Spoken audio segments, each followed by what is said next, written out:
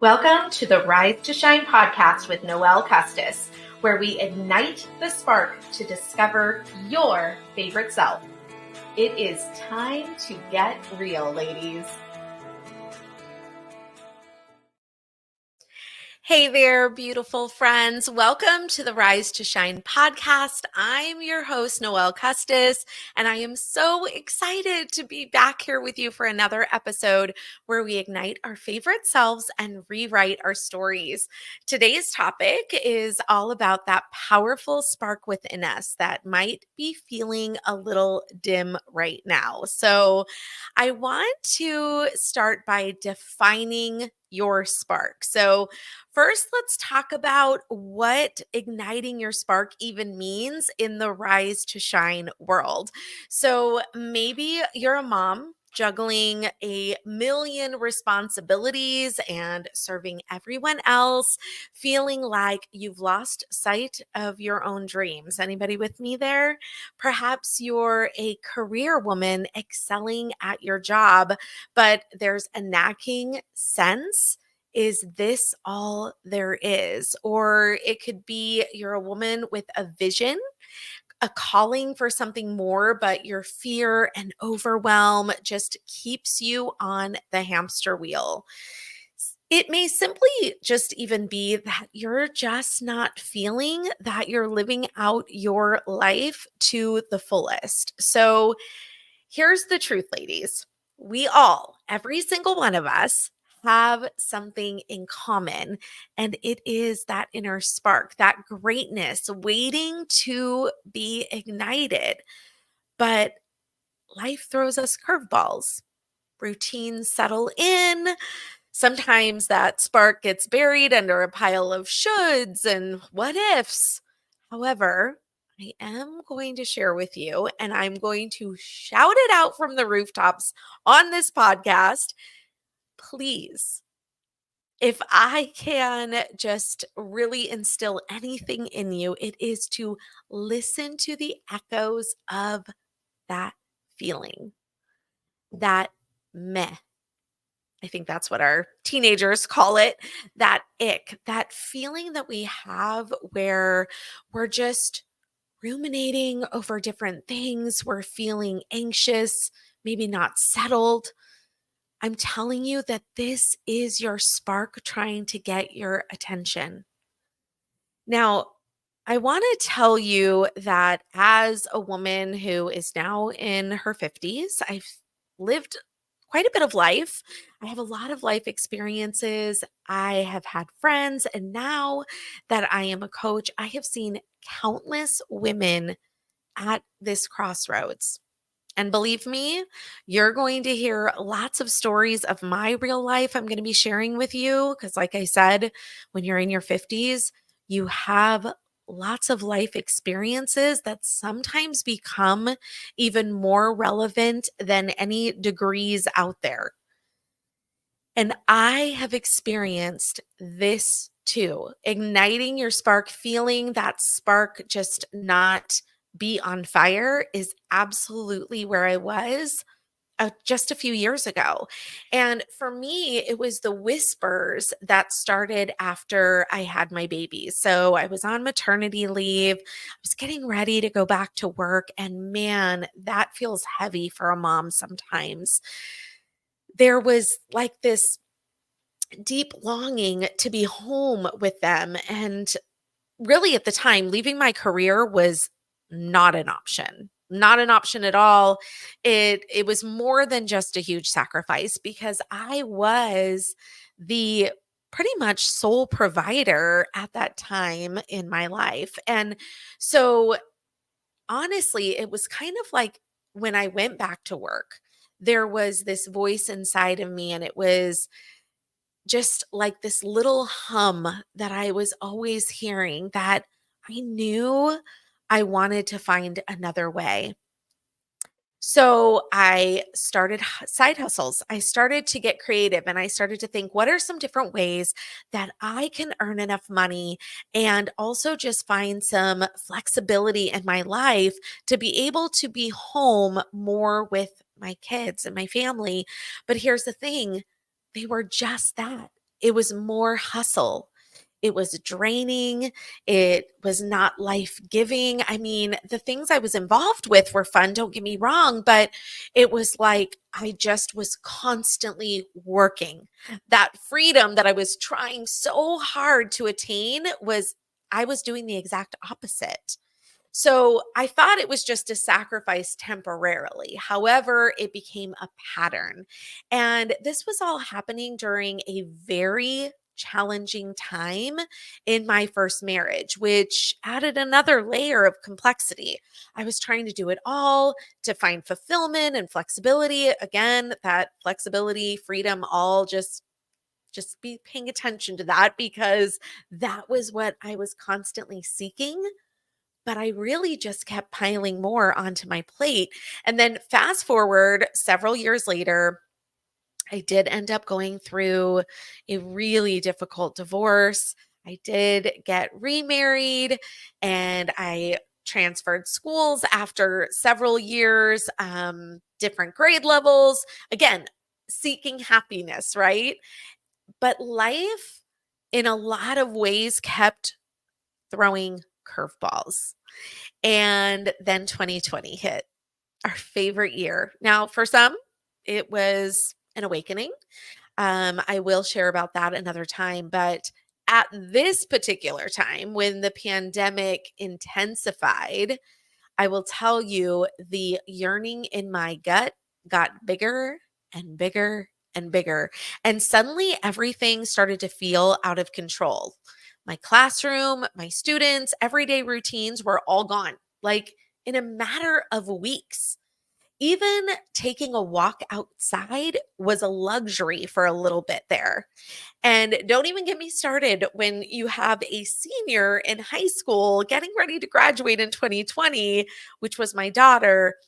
Well, you can imagine that that added even more emotions. So there were definitely some tearful days, but a turning point came in 2021.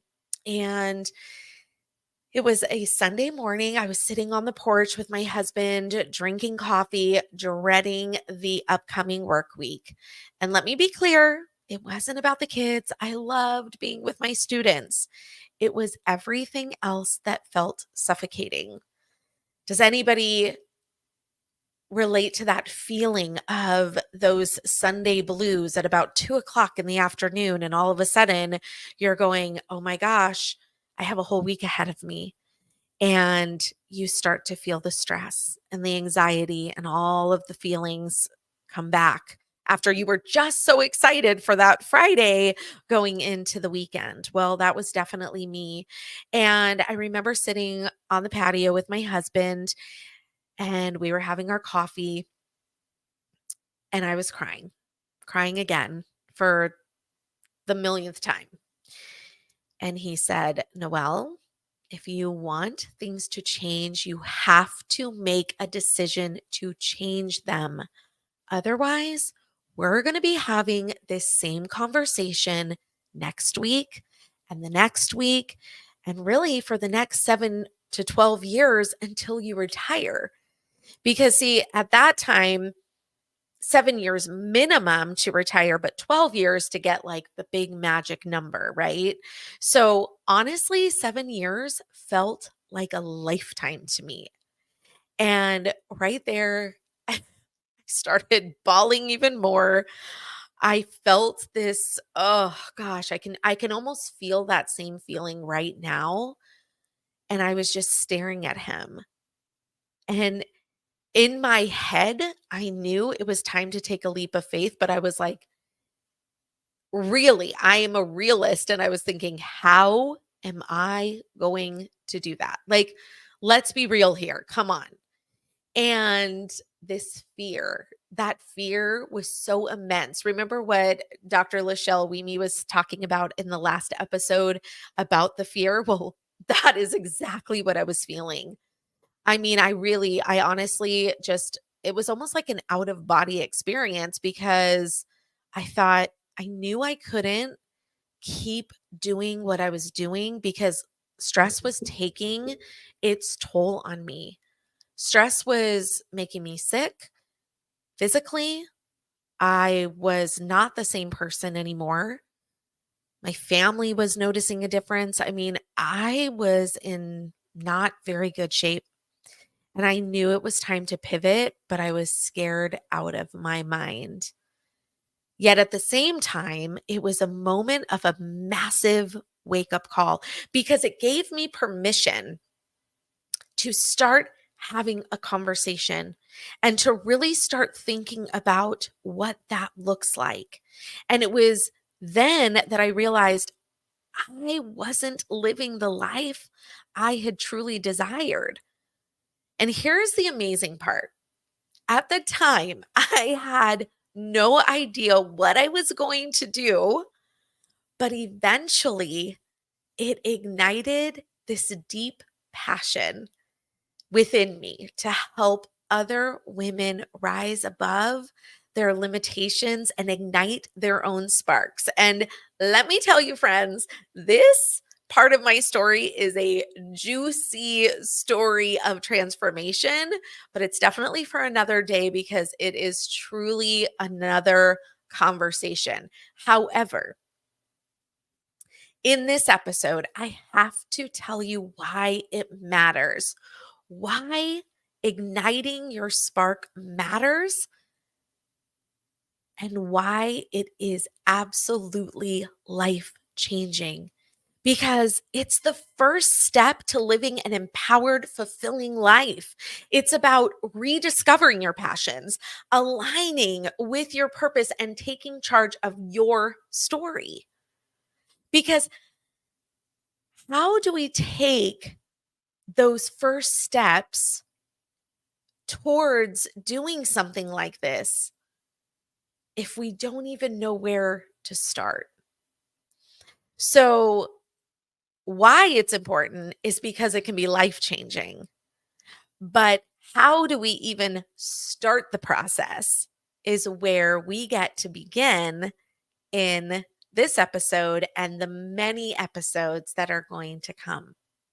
So, I want to share with you just some really powerful tools to get you started. This is just like your basic, and some of you may be familiar with some of this, but some of you may not be. And as a teacher, I've learned a lot about learning and brain, how our brain works. And sometimes we have to hear things over and over and over again to have it stick. And sometimes we need to just be in a space in our lives where we're ready. We're ready to take action and make the change. So, even if some of these you've heard before, I want you to maybe look at it from a new lens. So, the first one, I like to call it the sacred pause. So, these are just going to be 5 steps. And this is the sacred pause. So, I want you to take a deep breath and I just want you to literally press pause on your life for 15 minutes, just 15 minutes. I want you to disconnect from the noise. And it looks like maybe finding a quiet space free from distractions. I know this is hard for moms. I get it. We have to find that 15 minutes somewhere in our day, nap time, maybe when they're in bed, whenever that is for you, 15 minutes, and grab a journal or simply close your eyes. Maybe grab your, phone, take some notes, whatever that looks like for you. But this is really your sacred space to start to reconnect with yourself. And then what I want you to do is I want you to ask yourself these 3 questions. What truly lights me up from the inside? What is it that lights me up when I think about this and I close my eyes? What are the things that I just like feel giddy inside and I feel excited? My body actually feels that reaction. What are those things? And then what did I dream of doing when I was younger before life got busy? And I'm not talking about just a career. I'm not talking about that. I'm talking about when you were a little girl, what was your dream life? What did that look like to you? What did it feel like? What were the things? I remember, oh my gosh, you guys, this is going really back. I don't know if anybody remembers this game. This is maybe my generation. I don't know, but it was called MASH, MASH. Oh my gosh, this is a memory that just literally is coming to me as I am recording this podcast. This was a game that I loved to play. And I remember MASH stood for M was for mansion, A was for apartment, S for was for shack. Isn't that strange? And H was for house. And then you would make a square and you would put 4 lines on each side of the square and then 4 lines at the bottom. And you could make topics of your own. So, like, who is it you're going to marry? What kind of car are you going to have? Where are you going to live? Are you, are you going to live in Hawaii or are you going to live in California? Where is it that you're going to live? And then in the middle of the square, you would draw this like you would close your eyes and then you would just draw this spiral circle and then you'd have to count all the lines in the circle once someone said stop. And then what you would do is you would start with the M. Gosh, I'm dating myself, aren't I? But for those of you that know, you're going to know exactly what I'm talking about, but you would count whatever that number was and you would cross out when you would get to the end of that number and you would keep doing that until you ended up with what type of house and then whatever your other 3 categories were. I did this all the time over and over and over again as I was not only a child, but I think I even did this as a teenager. Well, that was just dreaming when I was younger. So use that as an example. What were the other things that you dreamed about? And then sorry, I got off on a tangent there, but the third question would be, when was the last time I felt truly excited and alive? When was the last time you felt that? I want you to write down your answers and don't filter them.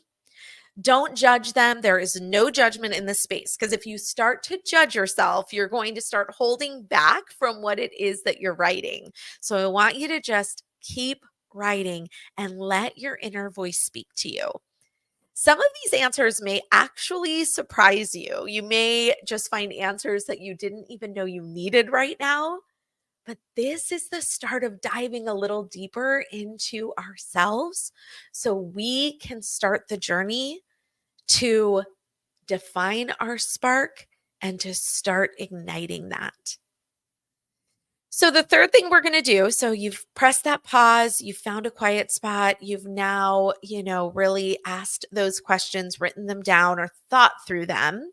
And then number 3 is the power of gratitude. Now, gratitude is a spark igniter.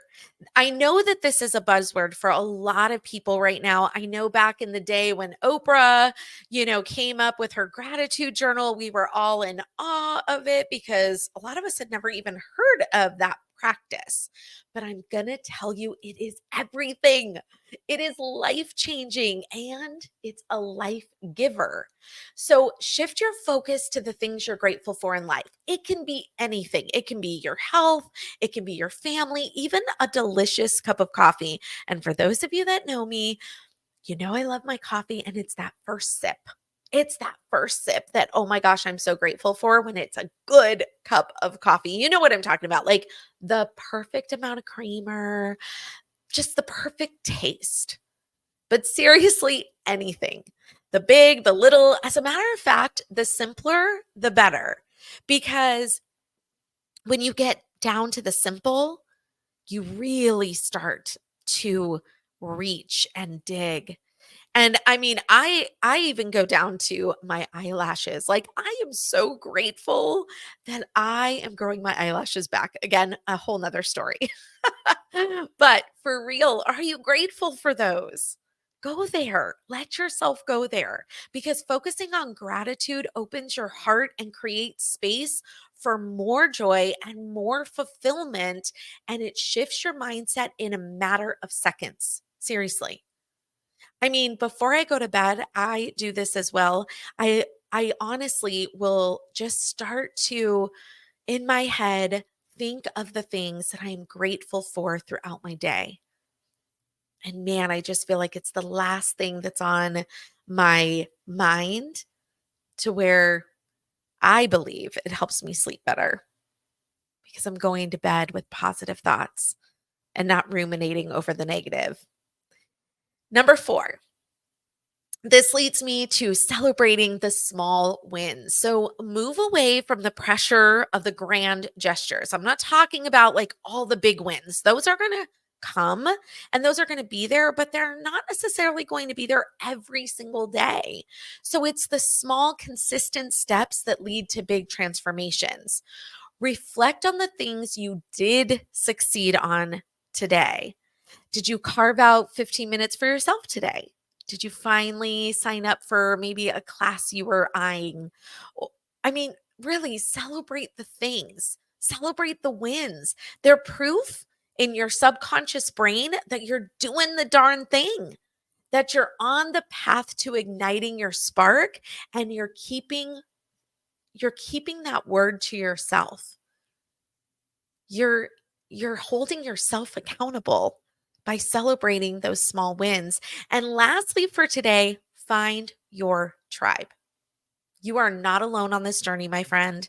Surround yourself with supportive women who inspire and uplift you. Who are those women in your life? Do you have those women in your life today?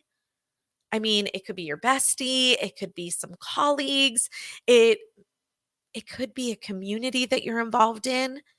But if you don't have that tribe, start to find that. And this is where maybe it's going to take some bravery.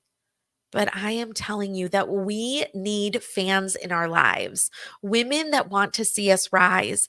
They're the ones rooting for you, but also keeping you grounded.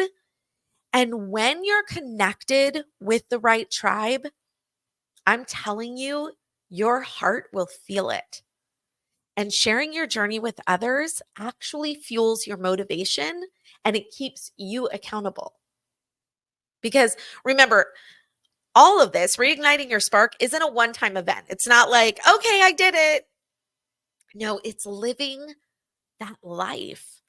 It's a journey of self-discovery and exploration and action. So you want to be patient with yourself. You want to celebrate your progress. And most importantly, you definitely want to trust the process. So I just want to encourage you to, really, really reflect on this. Is there something that you're doing that you may just need to add a little bit something more? Or maybe you need to tweak some things a little bit. Maybe you just need to get started. Whatever that looks like, you can go back and you can listen to the part that we started talking about this section, and you can start that practice. I can't wait to see what that looks like for you and what starts to happen, because I promised you that I would be sharing tips and tricks and strategies and actionable things that you can do to start to rewrite your story. So I hope that this was inspiring to you. I hope that you got a nugget that you can take with you today. And with that, my friends, thank you for tuning in. Remember, it is never too late to step into your purpose and create the life of your dreams. Until next time, keep rising, keep shining, and know that the best is yet to come. Bye, guys. Thanks for joining me here today. Your presence means the world to me. If you enjoyed what you heard, please consider leaving a rating and review, and don't forget to follow or subscribe so you never miss an episode. Head to the show notes and let's connect. Rise to Shine Co. is ready to support you in coaching, collaboration, life tips, or even a coffee chat. Until next time, keep shining, my friends.